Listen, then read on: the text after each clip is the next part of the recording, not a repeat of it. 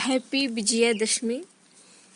दशहरे की आप सभी को हार्दिक शुभकामनाएं मेरी ओर से, मेरे पूरे ग्रुप की ओर से। आप सभी को तो पता है कि आज के दिन लोग नीलकंठ देखते हैं और भगवान शिव का नीलकंठ ये प्रतीक माना गया है। नीलकंठ क्यों देखते हैं आप सभी को मैं शॉर्ट में ये बताती हूँ। इसकी भी महत्वपूर्ण जानकारी जान लीजिए। तो आइए इस दशहरे पर्व नीलकंठ के पर्व में बातें करते हैं। जय श्री राधे कृष्णा। नीलकंठ के एक उत्तर भारत में नीलकंठ को एक लोकोक्ति उत्तर प्रसिद्ध है।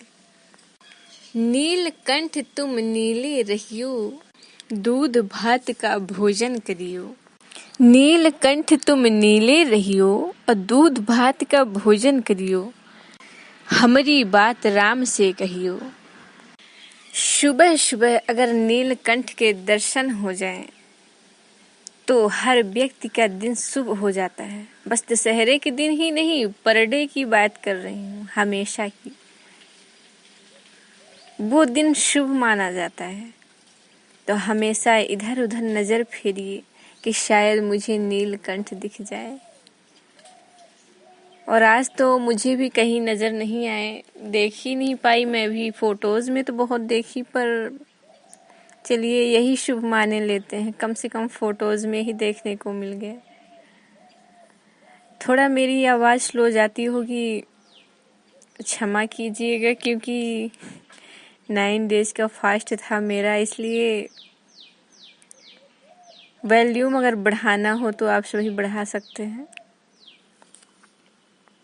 नीलकंठ देखना स्वाभाविक है। ये शुभ अवसर, शुभ दिन माना जाता है। और उस दिन कई लोग पान का सेवन करते हैं। अरे आज दशहरा है, अपने मुख को रच लें।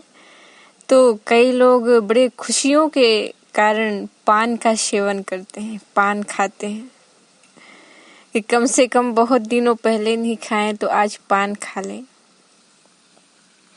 तो इस लोकोक्ति के अनुसार इस पक्षी को दशहरे के चलते भगवान के लिए और अन्य व्यक्तियों के लिए शुभ का चिंतक माना गया है।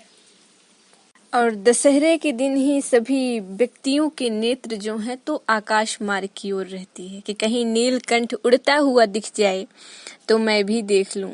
जैसे कि आज के बाद पूरा जो मेरा दिन है, जो मेरे समय है, जो मेरे महीने हैं, सब अच्छे से व्यतीत हों। तो सभी के सुबह से उठते ही नेत्र कहाँ रहते हैं? आकाश मार्ग की ओर। और नीलकंठ को देखना दशहरे के दिन से ही स्टार्ट कर देना, ये शुभ माना गया है और ये भगवान का प्रतीक भी माना गया है। और नीलकंठ के दर्शन करके ही प्रभु श्री राम जी ने रावण पर विजय प्राप्त की थी। और भगवान शिव का दूसरा नाम आप सभी जानते ही हैं कि उनका कंठ नीला होने के कारण उन्हें नीलकंठ के नाम से भी पुकारा जाता है, नीलकंठ के नाम से भी जाना जाता है। और नीलकंठ को भगवान शिव का दूसरा स्वरूप भी माना गया है। अगर आप रामायण, जो राम कथा करता है, रामायण करते हैं, रामायण पढ़ते हैं, तो उन्हें पता ही होगा कि जब भगवान प्रभु श्री राम जी लंका पर चढ़ाई कर रहे थे, तब प्रभु श्री राम जी रामेश्वरम में शिवलिंग की स्थापना की थी, शिवलिंग की पूजा किए थे युद्ध प्रारंभ होने से पहले। नीलकंठ कीड़ों को खाकर फसल की रक्षा करता है और इस तरह एक किसान के साथ एक सच्चा दोस्त होकर धर्म निभाता है। अब आप सभी देखते हैं, अन्न वगैरह अगर खेत में बुवाइयां करते हैं तो कीड़ों के कारण अन्न उत्पत्ति नहीं हो पाती है, तो शायद उसकी बचाव नीलकंठ जी ही करते हैं। और नीलकंठ को देखकर ही भगवान प्रभु श्री राम जी विजय की ओर प्रस्थान किए थे। और नीलकंठ को देखना एक शुभ माना गया है। भगवान शिव का ये प्रतीक भी है। फिर लंका जीत के बाद जब प्रभु राम जी को ब्राह्मण हत्या का पाप लगा था, तब प्रभु श्री राम जी अपने भाई जी के साथ, लक्ष्मण जी के साथ मिलकर भगवान शिव जी की पूजा आराधना किए और ब्राह्मण हत्या के पाप से खुद को मुक्त कराया। तब उसके बाद भगवान शिव जी नीलकंठ का रूप धारण कर धरती पर पधारे थे। जन श्रुति और धर्म शास्त्रों के मुताबिक ये भोलेनाथ जी का ही स्वरूप है। नीलकंठ का मतलब आप सभी समझते ही होंगे, जिसका कंठ नीला है। बिजनौर में अनेक प्रकार के पक्षियां पाए जाते हैं, समूह में रहते हैं और ये नीला कंठ धारण करके शिव शंकर जी ही अपना ये स्वरूप बनाकर इस धरती पर विचरण करते हैं। तो आप सभी को ये सब कुछ मालूम हो गया होगा कि क्यों दर्शन करना चाहिए, इनमें क्या स्वरूप है, कौन है।